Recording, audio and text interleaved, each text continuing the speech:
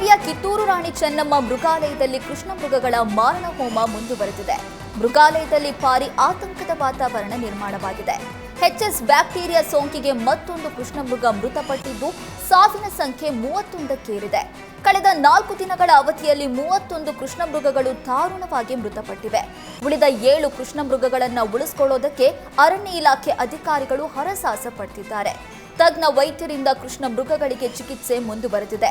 3 ಕೃಷ್ಣ ಮೃಗಗಳ ಮರಣೋತ್ತರ ಪರೀಕ್ಷೆ ನಡೆದಿದ್ದು, ಕೃಷ್ಣ ಮೃಗಗಳ ಲಿವರ್, ಕಿಡ್ನಿ ಸೇರಿ ವಿವಿಧ ಅಂಗಾಂಗಗಳನ್ನು ಲ್ಯಾಬ್ಗೆ ಒಯ್ದಿದ್ದಾರೆ. ಇನ್ನೊಂದೆಡೆ ತಜ್ಞ ವೈದ್ಯರ ತಂಡ ಮೃಗಾಲಯದಲ್ಲಿ ತನಿಖೆ ನಡೆಸ್ತಾ ಇದೆ.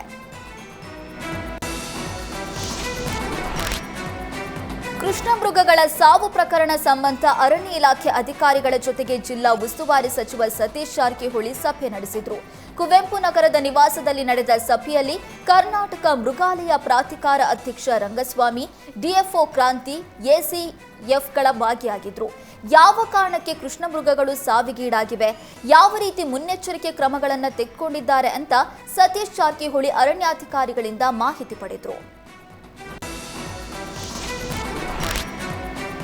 ಉತ್ತರ ಕನ್ನಡ ಜಿಲ್ಲೆಯ ನದಿ ಪಾತ್ರಗಳಲ್ಲಿ ಅಕ್ರಮ ಮರಳುಗಾರಿಕೆ ಮಿತಿಮೀರಿದ್ದು ತಡೆಗಟ್ಟೋದಕ್ಕೆ ಬಂದ ಅಧಿಕಾರಿಗಳನ್ನೇ ಹಿಂಬಾಲಿಸಿ ಬೆದರಿಕೆಯೊಡ್ಡಿದ್ದಾರೆ. ಶರಾವತಿ ನದಿ ಪಾತ್ರದಲ್ಲಿ ಮರಳುಗಾರಿಕೆಗೆ ನಿರ್ಬಂಧವಿದ್ರೂ ಕೂಡ ಅಕ್ರಮ ಮರಳುಗಾರಿಕೆ ರಾತ್ರಿ ಹಗಲಿನದೆ ನಡೀತಾ ಇದೆ. ಸ್ಥಳಕ್ಕೆ ತೆರಳಿದ್ದ ಗಣಿ ಮತ್ತು ಭೂವಿಜ್ಞಾನ ಇಲಾಖೆಯ ಅಧಿಕಾರಿ ಆಶಾ ಅವರ ವಾಹನವನ್ನು ಹಿಂಬಾಲಿಸಿ ಕಿಡಿಗೇಡಿಗಳು ಬೆದರಿಕೆ ಹಾಕಿದ್ದಾರೆ. ಚಿತ್ರದುರ್ಗದ ವಿವಿ ಸಾಗರ ಜಲಾಶಯ ಕೋಡಿ ಬಿದ್ದು 100 ಎಕರೆ ಜಮೀನುಗಳು ಜಲಾವೃತಗೊಂಡಿವೆ. ಹೊಸದುರ್ಗ ತಾಲೂಕಿನ ಹಿನ್ನೂರು ಪ್ರದೇಶ ಸಂಪೂರ್ಣವಾಗಿ ಜಲಾವೃತಗೊಂಡಿವೆ. ಅತ್ತಿಮಗೆ ಒಂದೇ ಗ್ರಾಮದಲ್ಲಿ ಸರಿಸುಮಾರು 100ಕ್ಕೂ ಅಧಿಕ ಎಕರೆ ಜಮೀನು ಜಲಾವೃತಗೊಂಡಿದ್ದು ಅನ್ನದಾತರು ಕಂಗಾಲಾಗಿದ್ದಾರೆ. ಅಡಿಕೆ, ತೆಂಗು, ದಾಳಿಂಬೆ ನೀರು ಪಾಲಾಗಿವೆ. ಪ್ರತಿ ಬಾರಿ ಕೋಡಿ ಬಿದ್ದಾಗಲೆಲ್ಲ ನಮ್ಮ ಗ್ರಾಮದ 100 ಎಕರೆ ಜಮೀನು ಜಲಾವೃತಗೊಳ್ಳುತ್ತೆ ಅಂತ ಕೋಡಿ ದುರಸ್ತಿ ಸರಿಪಡಿಸೋದಕ್ಕೆ ಅನೇಕ ಬಾರಿ ಬೇಡಿಕೊಂಡ್ರು. ಅಧಿಕಾರಿಗಳು, ಜನಪ್ರತಿನಿಧಿಗಳು ತಲೆ ಕೆಡಿಸಿಕೊಳ್ತಿಲ್ಲ ಅಂತ ರೈತರು ಅಳಲು ತೋಡ್ಕೊಂಡಿದ್ದಾರೆ.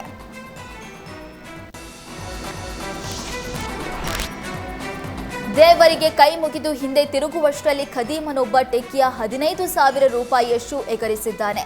ಬೆಂಗಳೂರಿನ ಬನಶಂಕರಿ ಗಣೇಶ ದೇವಸ್ಥಾನದಲ್ಲಿ ಕಳ್ಳತನ ನಡೆದಿದೆ. ನವೆಂಬರ್ 6ರಂದು ಟೆಕ್ಕಿ ಸಂತೋಷ ದೇವಸ್ಥಾನಕ್ಕೆ ಬಂದಿದ್ದ. ದೇವರಿಗೆ ಕೈ ಮುಗಿದು ಹಿಂದೆ ನೋಡುವಷ್ಟರಲ್ಲಿ ಶೂ ಮಾಯವಾಗಿತ್ತು. ಸಿಸಿಟಿವಿ ನೋಡಿದಾಗ ಖದೀಮನೊಬ್ಬ ಶೂ ಎಗರಿಸಿರುವುದು ಪತ್ತೆಯಾಗಿದೆ. ಟೆಕ್ಕಿ ಸಂತೋಷ್ ಬನಶಂಕರಿ ಪೊಲೀಸ್ ಠಾಣೆಯಲ್ಲಿ ದೂರು ದಾಖಲಿಸಿದ್ದಾರೆ. ಪೊಲೀಸರು ಪ್ರಕರಣ ದಾಖಲಿಸಿಕೊಂಡಿದ್ದು ಆರೋಪಿಗಾಗಿ ಬಲೆ ಬೀಸಿದ್ದಾರೆ.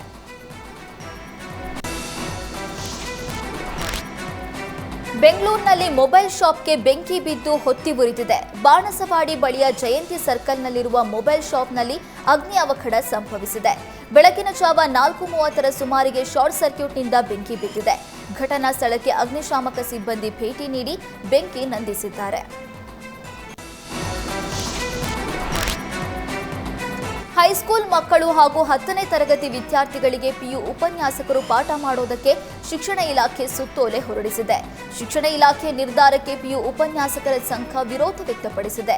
ಸುತ್ತೋಲೆ ವಾಪಸ್ ಪಡೆಯುವಂತೆ ಪಿಯು ಉಪನ್ಯಾಸಕರು ಆಗ್ರಹಿಸಿದ್ದಾರೆ. ಆದೇಶ ವಾಪಸ್ ಪಡೆಯದಿದ್ರೆ ಇದೇ ತಿಂಗಳ 28ರಂದು ಫ್ರೀಡಂ ಪಾರ್ಕ್ನಲ್ಲಿ ಬೃಹತ್ ಪ್ರತಿಭಟನೆ ನಡೆಸ್ತೀವಿ ಅಂತ ಪಿಯು ಉಪನ್ಯಾಸಕರು ಎಚ್ಚರಿಕೆ ನೀಡಿದ್ದಾರೆ.